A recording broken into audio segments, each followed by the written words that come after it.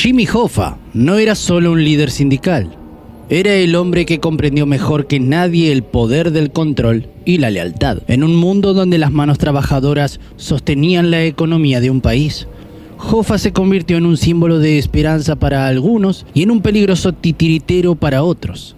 Su habilidad para leer a las personas, manipular voluntades y crear alianzas lo elevó a la cima del poder, pero también lo acercó al abismo. Cuando desapareció, la sensación fue casi cinematográfica. Un hombre que controlaba todo, reducido a un misterio sin respuestas. ¿Qué impulsa a alguien a jugar con fuego a sabiendas de que puede quemarse? ¿Qué esconde el silencio de quienes lo rodearon ese fatídico día? Este es el caso de Jimmy Hoffa, el hombre cuya ambición lo llevó a desafiar a los intocables y desaparecer sin dejar rastro. La infancia y el ascenso de Jimmy Hoffa. James Riddle Hoffa nació el 14 de febrero de 1913 en Brasil, Indiana, en el seno de una familia humilde que conocía de cerca las dificultades de la clase trabajadora. Su infancia estuvo marcada por la pérdida y la adversidad. Su padre, un minero de carbón, murió cuando Jimmy apenas tenía 7 años, dejando a su madre, Viola, al frente de la familia. Viéndose obligada a trabajar largas horas para mantener a sus hijos, ella inculcó en Jimmy una ética de trabajo férrea, pero también una percepción temprana de las desigualdades del sistema. Desde muy joven, Hoffa mostró un instinto agudo para identificar el poder y las injusticias en su entorno. A los 14 años, dejó la escuela secundaria para trabajar y ayudar económicamente a su familia. En un mundo donde los derechos laborales eran prácticamente inexistentes, Jimmy rápidamente entendió que, para sobrevivir, era necesario aprender a luchar. Pero no lo hacía con los puños, sino con su mente, observando, negociando y sobre todo, aprendiendo a leer a las personas. Incluso a esa edad destacaba su capacidad para influir en otros, una habilidad que más tarde sería la clave de su ascenso. Cuando Hoffa y su familia se mudaron a Detroit, Michigan, en busca de mejores oportunidades, el joven Jimmy se encontró en el corazón de una ciudad industrial en plena expansión. Allí, entre el ruido de las máquinas y el sudor de los trabajadores, comenzó a moldar la visión que lo acompañaría toda su vida. Un profundo desprecio por los abusos de poder de las empresas y una inquebrantable lealtad hacia la clase obrera. El primer paso hacia el liderazgo. Fue en 1931, a los 18 años, cuando Hoffa encontró su primer trabajo significativo como estibador en una compañía de alimentos llamada Kroger. Aquí su habilidad para detectar y enfrentar las injusticias laborales lo colocó en el camino hacia el sindicalismo. Las condiciones en Kroger eran brutales: jornadas extenuantes, salarios miserables y una nula consideración por la seguridad de los trabajadores. Jimmy, con su carisma natural y su instinto para organizar, rápidamente se convirtió en una figura clave para sus compañeros. Su primer acto de resistencia ocurrió cuando lideró una huelga improvisada que resultó en la mejora inmediata de las condiciones laborales. Fue una victoria pequeña, pero contundente, que consolidó su reputación como un líder nato. Los trabajadores lo admiraban por su valentía y su habilidad para desafiar a los patrones sin temor a las represalias. Este evento marcó el inicio de su carrera en el sindicalismo, un camino que pronto lo llevaría a involucrarse con los Teamsters, el sindicato que lo catapultaría a la fama. Los Teamsters, el camino hacia el poder. En la década de 1930, Hoffa se unió a los Teamsters, un sindicato que en ese entonces se encontraba fragmentado y con poca influencia real. Los camioneros, quienes formaban la base del sindicato, trabajaban en condiciones extremas, enfrentando no solo a las empresas, sino también a la competencia desleal y la presión de grupos criminales que intentaban controlar las rutas de transporte. Jimmy vio una oportunidad. A diferencia de otros líderes sindicales que mantenían una postura más pasiva, Hoffa entendió que el verdadero poder radicaba en la organización y en la capacidad de negociar desde una posición de fuerza. Rápidamente ascendió en las filas del sindicato, ganándose la confianza de los trabajadores y la atención de los empresarios. Para Hoffa, el sindicato no solo era una herramienta de defensa, sino también un vehículo para construir un imperio. Su enfoque pragmático lo llevó a realizar alianzas estratégicas, incluso con figuras del crimen organizado, aunque estas conexiones serían motivo de controversia y escándalo en el futuro. En ese momento le permitieron consolidar el poder de los Teamsters y expandir su influencia a nivel nacional. Hoffa no solo quería mejorar las condiciones de los trabajadores, quería controlar las reglas del juego. Un líder carismático y temido. Para los camioneros y trabajadores, Hoffa era un héroe. Su carisma y su capacidad para inspirar lealtad eran legendarios. Podía dirigirse a una sala llena de hombres agotados por largas jornadas y en minutos convertir su descontento en una fuerza organizada. Pero su liderazgo no estaba exento de controversias. Su relación con la mafia y su disposición para usar tácticas agresivas lo hicieron ganar enemigos tanto dentro como fuera del sindicato. A pesar de las críticas, Hoffa transformó a los Teamsters en una de las organizaciones laborales más poderosas del mundo. Para mediados de la década del 50, el sindicato contaba con más de 1 millón de miembros y controlaba gran parte del transporte de mercancías en Estados Unidos. Hoffa había logrado lo impensable. Había unido a los trabajadores y los había convertido en una fuerza que los empresarios no podían ignorar. Los años de gloria y las primeras controversias. Para la década de 1950, Jimmy Hoffa había consolidado su posición como uno de los líderes sindicales más influyentes de los Estados Unidos. Los Teamsters no solo eran un sindicato, sino un imperio que abarcaba desde los camioneros hasta los trabajadores de otros sectores industriales. Hoffa se convirtió en un símbolo de poder y determinación, capaz de enfrentarse a los empresarios más acaudalados y a los políticos más temidos. Pero al mismo tiempo, sus métodos poco ortodoxos y sus controvertidas alianzas empezaron a atraer la atención de las autoridades y los medios de comunicación. El auge de un imperio laboral.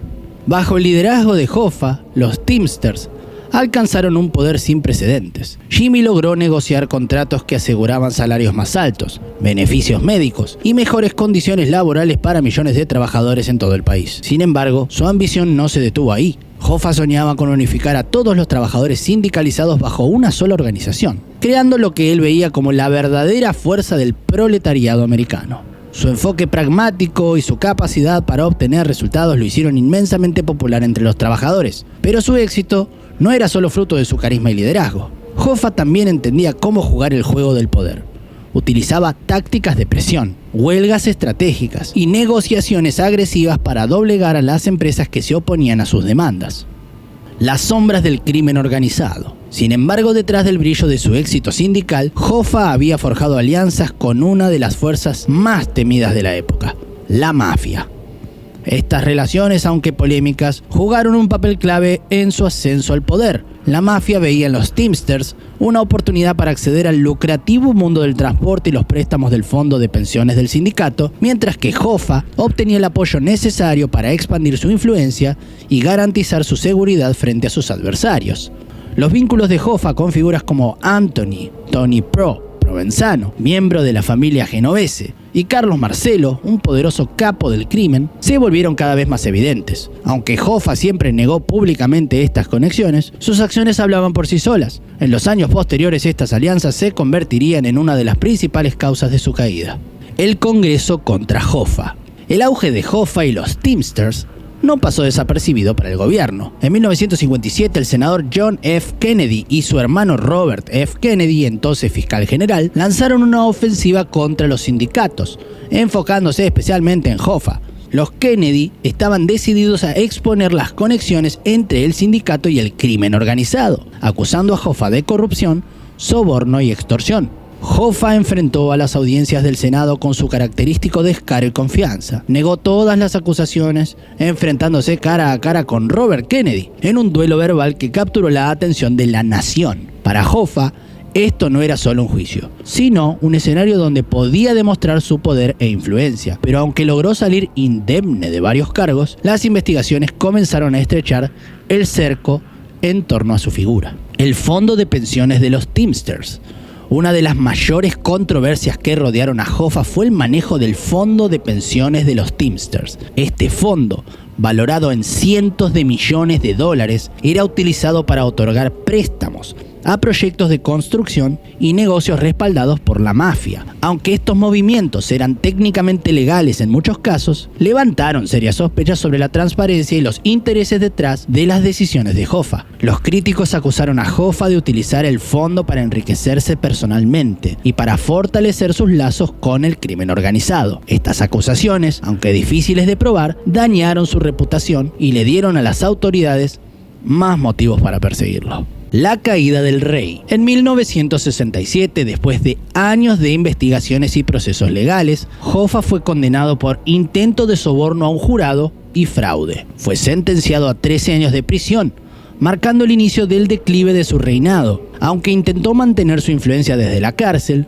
su ausencia de liderazgo activo de los Teamsters permitió que otros, incluidos sus rivales dentro del sindicato y la mafia, comenzaran a mover piezas en su contra. Para Hoffa la prisión no era el final de su historia, sino un desafío más que estaba decidido a superar. A lo largo de su encarcelamiento planeó su regreso al poder, convencido de que aún tenía un papel crucial para desempeñar en el movimiento sindical. Sin embargo, su determinación y ambición lo llevarían a enfrentarse a enemigos mucho más peligrosos de lo que jamás había imaginado: la liberación y el intento del regreso al poder. En 1971, después de cumplir menos de la mitad de su sentencia, Jimmy Hoffa fue liberado gracias a un indulto otorgado por el presidente Richard Nixon. Sin embargo, su liberación no fue gratuita. Como parte del acuerdo, Hoffa aceptó no involucrarse en actividades sindicales hasta 1980. Esta cláusula, aparentemente inofensiva, era en realidad una sentencia política que buscaba mantenerlo alejado del poder. Pero Hoffa no era el tipo de hombre que se retiraba fácilmente. Apenas salió de prisión, comenzó a planear su regreso al liderazgo de los Teamsters, un movimiento que despertó tensiones tanto dentro del sindicato como entre sus antiguos aliados en el crimen organizado. Para Hoffa, recuperar el control era más que un deseo, era una misión personal para demostrar que aún era el hombre más influyente en el mundo sindical. Sin embargo, su regreso no fue bien recibido por todos. Durante su tiempo en prisión, otros líderes sindicales, respaldados en gran medida por la mafia, habían tomado el control de los Teamsters. Para ellos, Hoffa representaba una amenaza directa a su poder y a los acuerdos financieros que habían establecido en su ausencia. El día de la desaparición, el 30 de julio de 1975, Jimmy Hoffa salió de su casa en Detroit con la intención de reunirse con dos figuras clave: Tony Pro Provenzano, un antiguo aliado y ahora rival, y también con Anthony Giacalone, un conocido mediador entre el sindicato y la mafia. La reunión estaba programada para las 2 p.m. en el restaurante Macus Red Fox, un lugar habitual para encuentros sindicales. Hoffa llegó puntualmente al lugar y esperó en el estacionamiento. Según testigos, fue visto cerca de su coche, un Pontiac Grand Ville verde, aparentemente esperando a alguien. Sin embargo, nadie más llegó a la reunión, al menos no a la vista de los testigos. A las 2:45 p.m. Hoffa realizó una llamada desde una cabina telefónica cercana, visiblemente molesto, diciendo que había sido plantado. Esa fue la última vez que alguien lo vio con vida. Cuando Hoffa no regresó a casa esa noche, su esposa Josephine reportó su desaparición. A partir de ese momento comenzó una de las búsquedas más intensivas y mediáticas en la historia de los Estados Unidos. La investigación y las primeras pistas. La desaparición de Hoffa desató una investigación masiva que involucró a la policía local, el FBI y medios de comunicación de todo el país. Su coche fue encontrado al día siguiente en el estacionamiento del restaurante, pero no había signos de lucha ni pistas evidentes sobre su paradero. La falta de pruebas concretas convirtió el caso en un rompecabezas, lleno de especulaciones y rumores. Los investigadores se centraron inicialmente en los hombres con los que Hoffa debía reunirse. Tanto Tony Pro como Giacalone negaron haber tenido planes de encontrarse con él ese día. Sus coartadas, aunque débiles, no pudieron ser refutadas, lo que dejó a las autoridades sin sospechosos claros. A medida que la investigación avanzaba, surgieron teorías que iban desde un asesinato ordenado por la mafia hasta la posibilidad de que Hoffa hubiera sido traicionado por alguien de su círculo más cercano. Con el paso de los años, la desaparición de Jimmy Hoffa se convirtió en un terreno fértil para las teorías conspirativas. Aquí algunas de las hipótesis más destacadas. Teoría número 1. La traición de la mafia. La teoría más aceptada sugiere que Hoffa fue asesinado por orden de los líderes mafiosos que temían que su regreso al poder desestabilizara los acuerdos financieros establecidos durante su ausencia. Según esta versión, Hoffa fue atraído al restaurante como parte de una trampa, asesinado y su cuerpo eliminado para evitar cualquier rastro. Enterrado en el Giants Stadium. Teoría 2. Una de las teorías más famosas, aunque descartada por el FBI, afirma que los restos de Hoffa fueron enterrados bajo el estadio de los New York Giants, en Nueva Jersey, durante su construcción. Teoría 3. Cremación en una planta industrial. Otra hipótesis sugiere que el cuerpo de Hoffa fue incinerado en una planta de tratamiento de desechos industriales para garantizar que nunca fuera encontrado. Teoría 4. Secuestro y exilio forzado. Aunque menos popular, esta teoría plantea que Hoffa fue secuestrado y obligado a vivir en el anonimato, lejos de Estados Unidos, como parte de un acuerdo para silenciarlo. Teoría 5.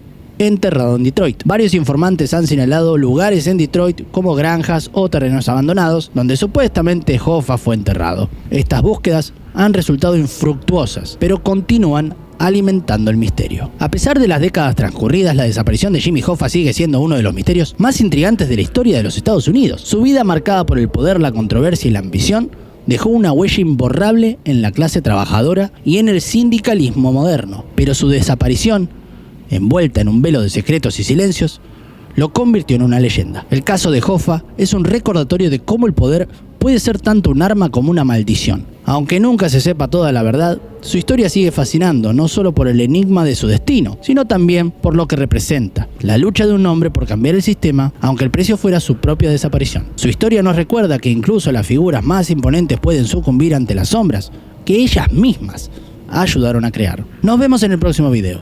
Hasta entonces, mantente curioso.